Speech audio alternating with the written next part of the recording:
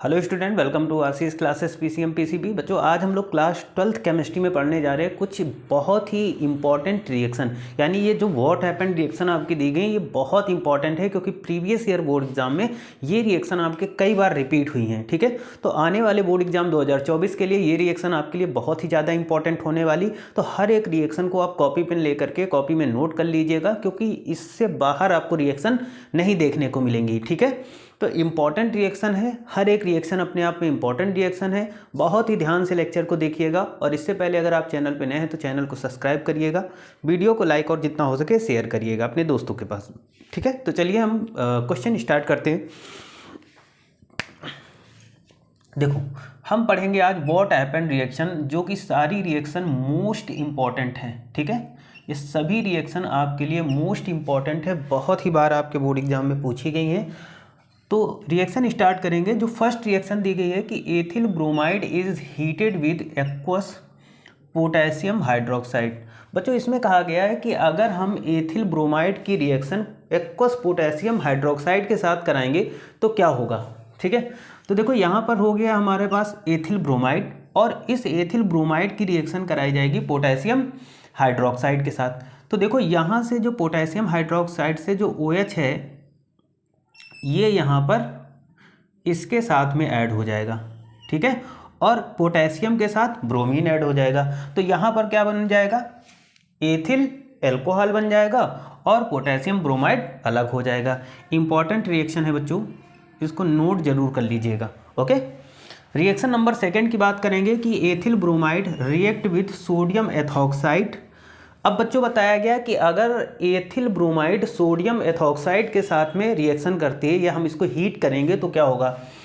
तो ethyl bromide है और ये है हमारे पास सोडियम एथॉक्साइड। तो जब हम सोडियम एथॉक्साइड की एथिल ब्रोमाइड के साथ रिएक्शन कराएंगे और इनको हीट करेंगे तो बच्चों यहाँ पर क्या होगा कि यहाँ से ब्रोमीन और यहाँ से Na ये अलग हो जाएगा।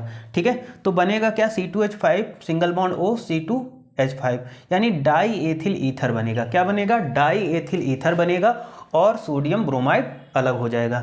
ये भी इंपॉर्टेंट रिएक्शन है, हर एक रिएक्शन इंपॉर्टेंट है। ठीक है, हर एक रिएक्शन अपने आप में इंपॉर्टेंट रिएक्शन है, तो रिएक्शन को नोट जरूर करते जाइएगा। ठीक है, और आपके बोर्ड एग्जाम्स के लिए टाइम ज़्यादा बचा नहीं है, तो आप जानते हैं अच्छे से कि बोर्ड एग्जाम आपके अभी फरवरी में स्टार्ट होना है, तो सिर्फ आपको रिवीजन करना है, और ये सब प्रीवियस ईयर रिएक्शंस हैं। ठीक है, उसके बाद में बताया गया बच्चों ethyl bromide is treated with silver acetate. अगर हम एथिल ब्रोमाइड को सिल्वर एसीटेट के साथ में ट्रीट करेंगे तो क्या होगा।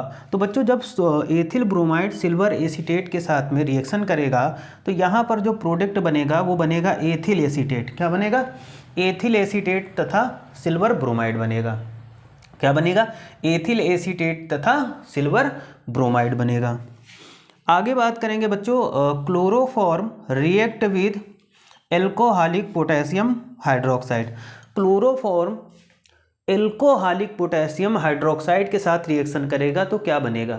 तो बच्चों यहाँ पर हम बात करेंगे, यहाँ पर क्लोरोफॉर्म है और ये एल्कोहलिक पोटेशियम हाइड्रोक्साइड। तो जब क्लोरोफॉर्म एल्कोहलिक पोटेशियम हाइड्रोक्साइड के साथ रिएक्शन करेगा तो बच्चों ये प्रोडक्ट बनेगा जिसे हम लोग बोलेंगे पोटेशियम फॉर्मेट। क्या बोलेंगे, ये प्रोडक्ट जो बनेगा ये पोटेशियम फॉर्मेट बनेगा, पोटेशियम क्लोराइड और H2O अलग हो जाएगा। ओके, समझ में आई होगी। वेरी वेरी इंपॉर्टेंट रिएक्शन है ये, वेरी वेरी इंपॉर्टेंट रिएक्शन है। उसके बाद आता है कि chloroform is heated with aniline and alcoholic caustic soda. अब बच्चों इस रिएक्शन में क्या होगा कि जो हमारा क्लोरोफॉर्म है उसको हम किसके साथ हीट करेंगे, एनिलीन और एल्कोहलिक कास्टिक सोडा यानी सोडियम हाइड्रोक्साइड। ये कैसा होगा, एल्कोहलिक। ठीक है, तो जब हम हीट करेंगे एनिलीन को तो यहाँ पर जो प्रोडक्ट बनेगा वो बच्चों बनेगा ये वाला फेनिल आइसोसाइनाइड। क्या बनेगा, फेनिल आइसोसाइनाइड बनेगा, साथ में NaCl और H2O बनेगा। तो जब मेन प्रोडक्ट बनेगा वो फेनिल आइसोसाइनाइड बनेगा। बहुत इंपॉर्टेंट रिएक्शन है।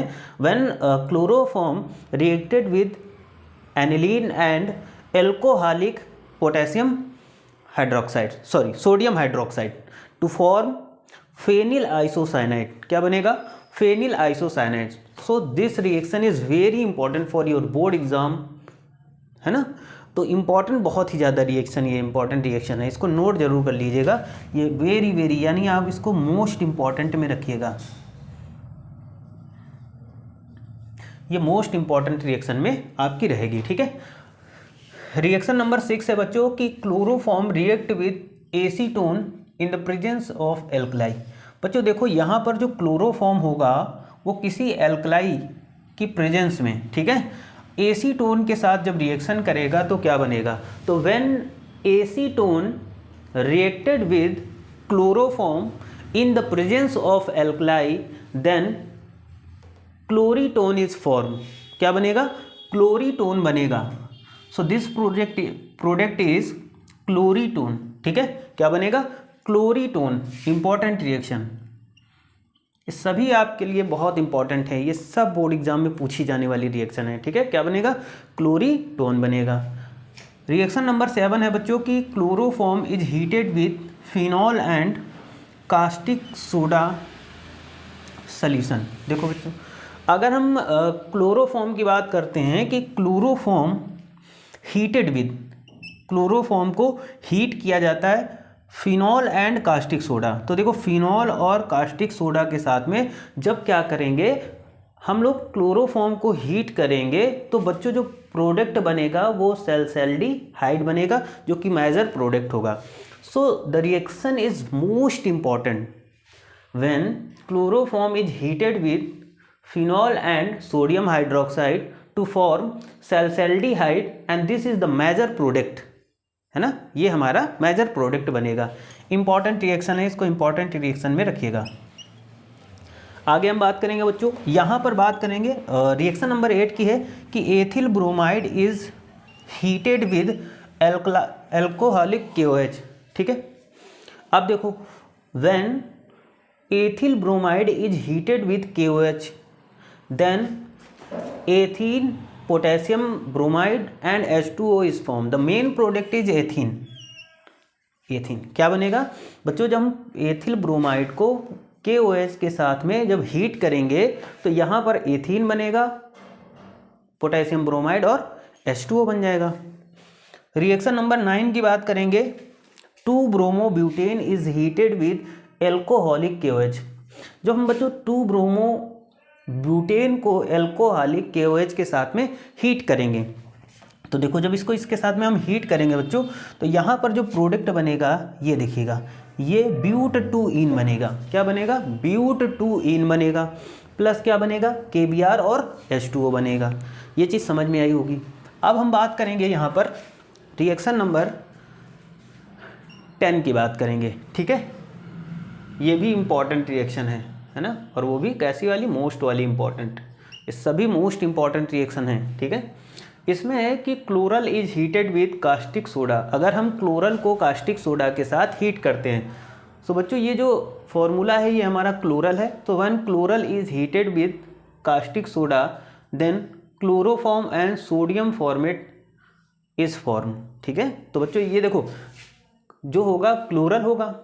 अब इस क्लोरल की रिएक्शन हम लोग सोडियम हाइड्रोक्साइड के साथ कराएंगे, तो जब इनको हम हीट करेंगे तो यहाँ पर देखो इन दोनों को जब हीट करेंगे तो क्लोरोफॉर्म बनेगा और क्या बनेगा, सोडियम फॉर्मेट बनेगा।